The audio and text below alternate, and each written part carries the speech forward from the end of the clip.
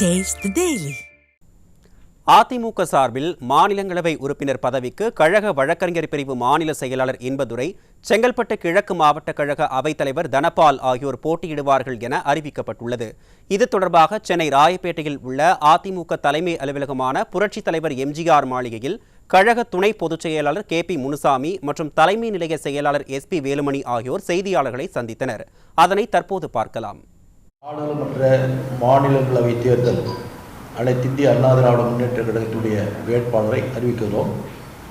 அனைத்திந்திய அண்ணா திராவிட முன்னேற்ற கழக ஆட்சி மன்ற குழு பரிசீலித்து எடுத்த முடிவின்படி 19/6/2025 அன்று நடைபெற உள்ள நாடாளுமன்ற மாநிலங்களவை உறுப்பினர்கள் பதவிக்கான தேர்தலில் அனைத்திந்திய அண்ணா திராவிட முன்னேற்ற கழக அதிகாரப்பூர்வ வேட்பாளராக கழகத்தினுடைய பொதுச்சாளருடைய ஆணைக்கு கீழ்கண்டவர்கள் தேர்ந்தெடுக்கப்பட்டு நிறுத்தப்படுகிறார்கள் என்பதை தெரிவித்துக் கொள்கிறோம். 1. திரு IS இன்பதுரை BABL XMLA அவர்கள் கழக வழக்கறிஞர் பிரிவு செயலாளர்.